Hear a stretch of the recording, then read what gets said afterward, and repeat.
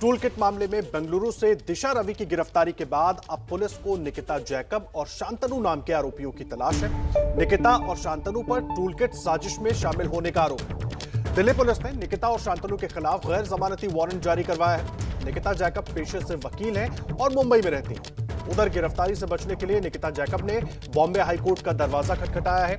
निकिता की याचिका पर कल सुनवाई होगी। उधर निकिता की लीगल टीम ने कहा है कि दिल्ली पुलिस ने 10 फरवरी को निकिता का बयान रिकॉर्ड किया था। ऐसे में यह कहना कि निकिता पुलिस जांच में मदद नहीं कर रही है पूरी तरह से गलत है। टूल किट मामले में 2 और आरोपियों की तलाश जारी है। निकिता जैकब और शांतनु पर साजिश का आरोप है और उनकी तलाश की जा रही है। दोनों आरोपियों के खिलाफ गैर जमानती वारंट जारी किया गया है। निकिता जैकब पेशे से वकील है और मुंबई में रहती है। और उधर गिरफ्तारी के बाद बॉम्बे हाईकोर्ट का उन्होंने दरवाजा खटखटाया है। निकिता की याचिका पर कल सुनवाई होगी। उधर निकिता की लीगल टीम ने कहा है कि दिल्ली पुलिस ने 10 फरवरी को निकिता से पूछताछ की थी।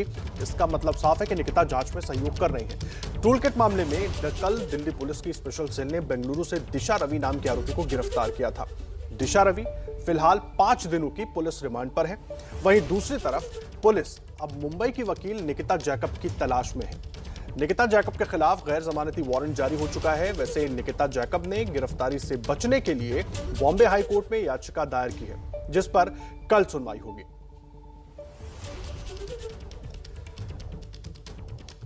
निकिता जैकब खुद पेशे से वकील है और निकिता जैकब को तलाश रही है पुलिस। हालांकि निकिता की तरफ से बॉम्बे हाईकोर्ट का दरवाजा खटखटाया गया है, जिस पर कल सुनवाई होगी। निकिता की लीगल टीम ने जानकारी दी है कि दिल्ली पुलिस ने 10 फरवरी को निकिता का बयान रिकॉर्ड किया। ऐसे में ये कहना कि पुलिस जांच में निकिता मदद नहीं कर रही है, ये पूरी तरह से गलत है। दिशा को कल गिरफ्तार किया गया था। दिशा को पुलिस रिमांड में भेज दिया गया है। टूल किट मामले में दिल्ली पुलिस ने गूगल से कुछ जानकारियां मांगी थी। वो जानकारी सामने आने के बाद दिशा की गिरफ्तारी हुई। इस बीच निकिता को लेकर सूत्रों के हवाले से एक और बड़ी खबर आ रही है। खबर यह है कि खालिस्तानी संगठन पोएटिक जस्टिस फाउंडेशन के को-फाउंडर मो धालीवाल ने निकिता जैकब से संपर्क किया था। इनका मकसद था 26 जनवरी से पहले ट्विटर पर एक बड़ी मुहिम छेड़ना। गणतंत्र दिवस से पहले इनकी एक जूम मीटिंग भी हुई थी। इस मीटिंग में निकिता धालीवाल के साथ दिशा भी शामिल हुई थी। इनका मकसद किसानों में अफवाह फैलाने वाला था। देखिए, पोएटिक जस्टिस फाउंडेशन का को-फाउंडर है वो धालीवाल और उसके साथ निकिता, दिशा और धालीवाल इन तीनों की जूम मीटिंग भी हुई थी और किसानों में अफवाह फैलाने के मकसद से ये मीटिंग की गई थी कि कैसे अफवाह फैलाया जाए, उसके लिए क्या कुछ तरीके अपनाए जाए। निकिता जैकब का मो धालीवाल से कनेक्शन को लेकर अब जानकारी मिल रही है। सूत्रों के मुताबिक मो धालीवाल ने निकिता से संपर्क किया था और पोएटिक जस्टिस फाउंडेशन का को-फाउंडर है मो धालीवाल और इन तीनों ने ही ये तीनों एक जूम मीटिंग में भी जुड़े थे आपस में और किस तरीके से किसान आंदोलन के दौरान अफवाह फैलाई जाए, आंदोलन को एक अलग रास्ते पर ले जाया जाए, इसको लेकर इनकी बातचीत हुई थी।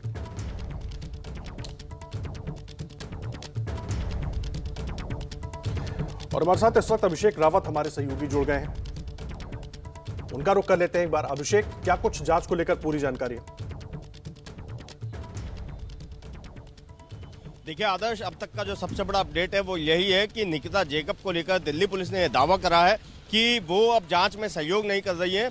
दिल्ली पुलिस मुंबई में स्थित उनके घर पर गई थी, जहां पर जो इलेक्ट्रॉनिक गैजेट है, जैसे उनका मोबाइल हो गया, लैपटॉप हो गया, इस सब की जांच एक बार दिल्ली पुलिस ने की थी। क्योंकि दिल्ली पुलिस का यह दावा है कि निकिता ने भी ये जो टूल किट है इसमें 2 बार 22 तारीख और 22 जनवरी और 23 जनवरी को 2 बार एडिट करा था और इसी वजह से निकिता का नाम भी सामने आया था।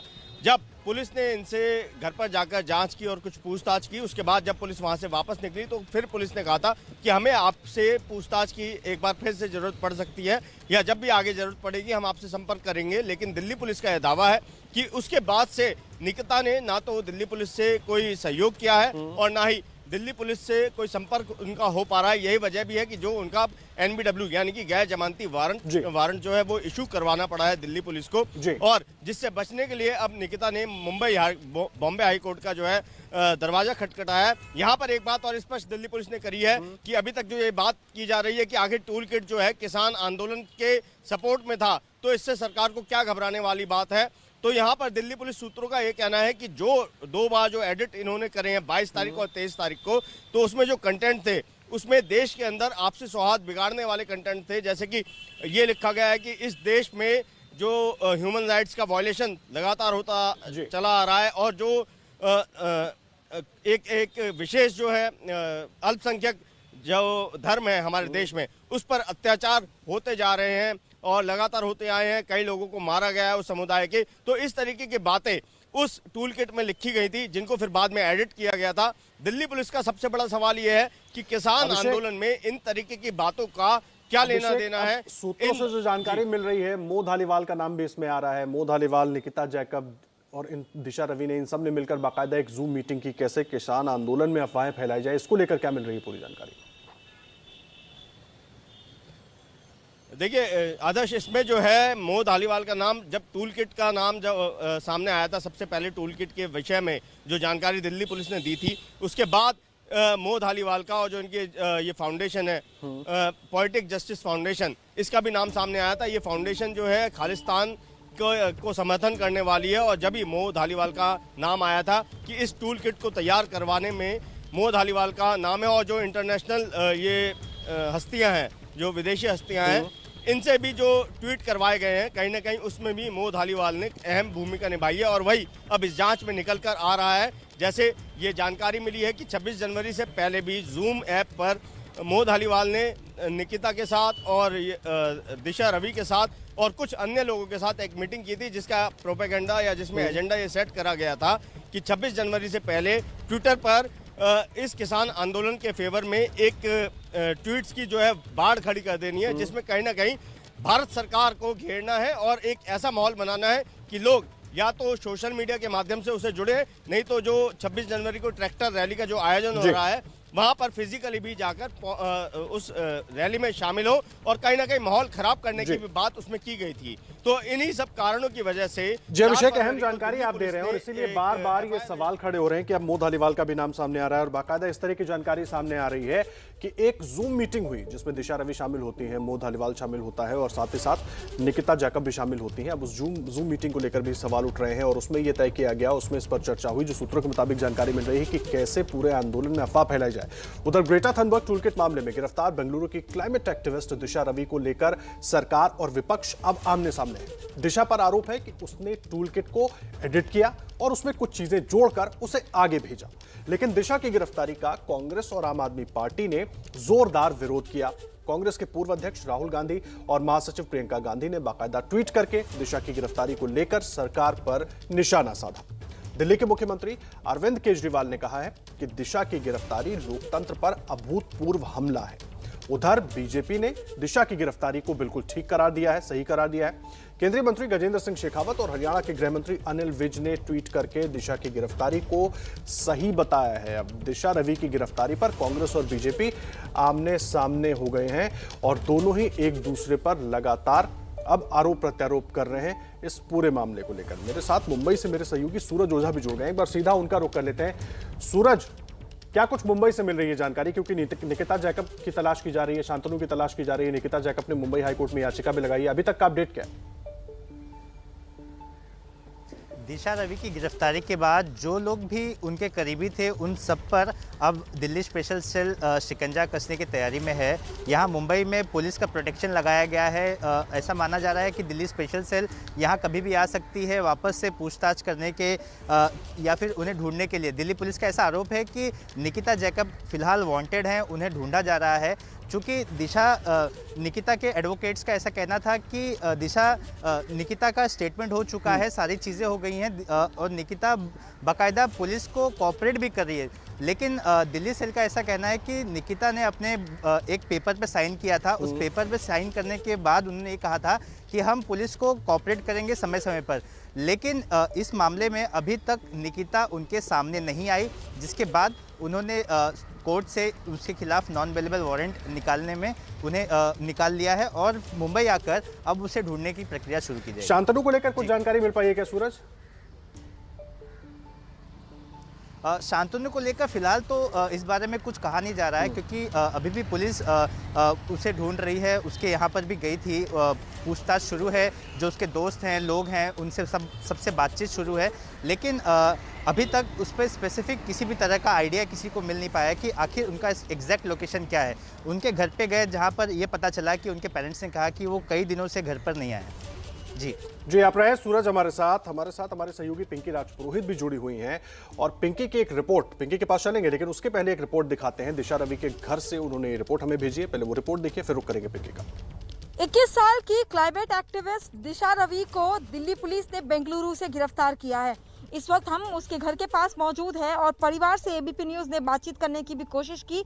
हालांकि परिवार जो है वो फिलहाल एबीपी न्यूज़ से बात नहीं कर रहा है और चुप्पी साधे बैठा है। सीधे तौर पर आपको बता दें कि दिशा रवि जो है उसे शनिवार को दिल्ली पुलिस ने बेंगलुरु से गिरफ्तार किया, जिसके बाद अब 5 दिन के लिए वो रिमांड पर है, पुलिस रिमांड पर।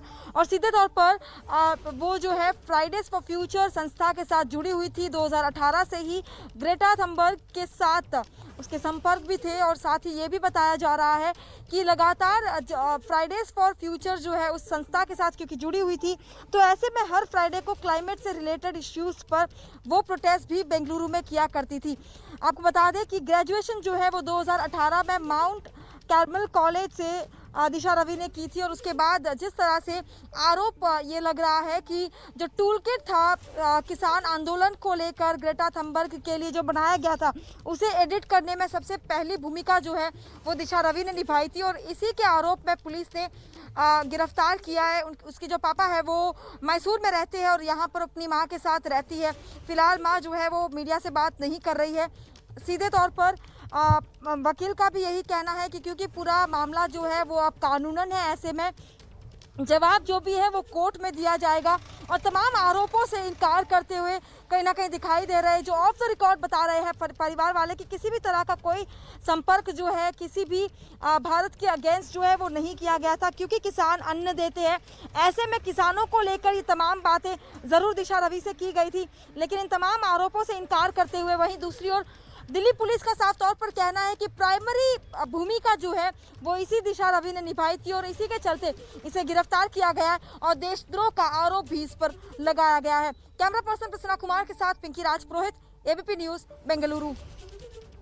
बड़े सहयोगी पिंकी राजपुरोहित की रिपोर्ट आप दिशा रवि के घर के बाहर से देख रहे थे। पिंकी इस वक्त सीधा जुड़ गई है हमारे साथ, मैं पिंकी का रुख कर लेता हूं। पिंकी, दिशा के घर के बाहर से आपने रिपोर्ट भेजी, 5 दिन की रिमांड पर है दिशा। अब जाहिर सी बात है कोशिश हो रही होगी कि देश के अंदर क्या कुछ कनेक्शन है और इंटरनेशनल कनेक्शन क्या है या क्या कुछ बातचीत किन लोगों से होती थी उसको खंगालने की कुछ और जानकारी मिल पाई है क्या इसके आगे? आदर्श, आपको बता दें कि जो ये फ्राइडेज फॉर फाउंडेशन जो संस्था है उससे कई एक्टिविस्ट जो है वो जुड़े हुए हैं, जो कि क्लाइमेट के नाम पे लगातार हर फ्राइडे को जो है प्रोटेस्ट करते रहे हैं। देश भर में करीब 100 ऐसे एक्टिविस्ट और करीब अगर बेंगलुरु की बात करें तो 20 से 30 ऐसे एक्टिविस्ट हैं। लेकिन अब ये कहा जा रहा है और जो सोर्सेज के हवाले से जो खबर आ रही है, जिस तरह से दिल्ली पुलिस के सोर्सेज भी लगातार बता रहे हैं कि इन लोगों की जो एक जूम मीटिंग भी हुई थी जिसमें पूरी तरह से डिस्कस किया गया था टूल किट और किस तरह से इसे तैयार करना है, और इसमें कहीं ना कहीं जो प्राथमिक भूमिका थी वो दिशा रवि ने निभाई थी। हालांकि परिवार जैसे लगातार इनकार कर रहा है इन तमाम आरोपों से, लेकिन अब देखना होगा कि इस पूरे इन्वेस्टिगेशन में जो है किस तरह से ये पूरा मामला सामने आता है। लेकिन फिलहाल इस गिरफ्तारी को लेकर एक और जहां राजनीति तो वहीं दूसरी ओर प्रोटेस्ट भी जो है वो शुरू हो गए। जो स्टूडेंट ग्रुप्स है जो दिशा रवि से जुड़े हुए हैं वो अब कहीं ना कहीं प्रोटेस्ट अहम जानकारी आप दे रही हैं पिंकी और आप नजर बनाकर रखिए। देखिए इस पूरे मामले में निकिता जैकब की भी तलाश हो रही है और निकिता जैकब से ही जुड़ी इस वक्त सबसे बड़ी खबर आपको बता दें, जो जानकारी सामने आ रही है। दिल्ली पुलिस के स्पेशल सेल ने 11 फरवरी को निकिता जैकब से करीब 13 घंटे तक पूछताछ की थी। ये बड़ी जानकारी इस वक्त सामने आ रही है। निकिता जैकब से 11 फरवरी को करीब 13 घंटे दिल्ली पुलिस की स्पेशल सेल ने पूछताछ की थी। हालांकि बाद में निकिता जैकब के खिलाफ नॉन अवेलेबल वारंट भी इशू हुआ। स्पेशल सेल ने हार्ड डिस्क और पेन ड्राइव भी जब्त किया था निकिता जैकब से। 11 फरवरी को पूछताछ हुई थी निकिता जैकब से और करीब 13 घंटे तक ये पूछताछ हुई थी। दिल्ली पुलिस की स्पेशल सेल के अधिकारियों ने पूछताछ की थी।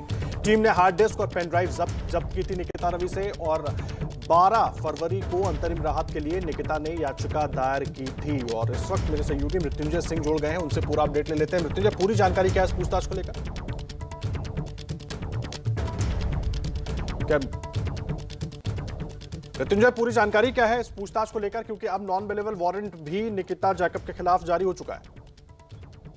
जी बिल्कुल, निकिता जैकब के खिलाफ नॉन अवेलेबल वारंट जारी हुआ है, लेकिन इस बीच जो जानकारी आई है कि 11 तारीख को दिल्ली पुलिस स्पेशल सेल की टीम जो है वो मुंबई पहुंची हुई थी और यहाँ की जो स्थानीय गोरेगांव इलाके की स्थानीय पुलिस है, वरंदाई पुलिस स्टेशन, वहाँ के मुंबई पुलिस के पुलिसकर्मी के साथ में निकिता के घर पर गई थी। निकिता का घर गोरेगांव इलाके में रहेजा शेरूर नाम की बिल्डिंग में 11वीं मंजिल पर है, जिसमें 1101 और 1102 ये दोनों फ्लैट उसके ही हैं और 1101 नंबर के फ्लैट में दिल्ली पुलिस की टीम गई थी और लगभग 10 घंटे तक पूछताछ हुई थी निकिता के साथ में।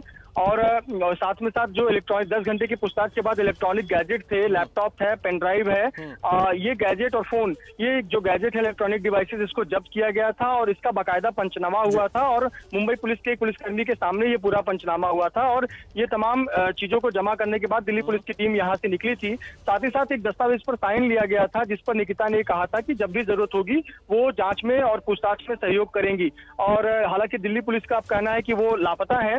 इस बीच निकिता के जो लीगल टीम है उनकी तरफ से एक याचिका की गई है जो कि जिसमें वो कह रहे हैं कि याचिका के दौरान जो कल सुनवाई होगी उसमें ये सबूत रखेंगे।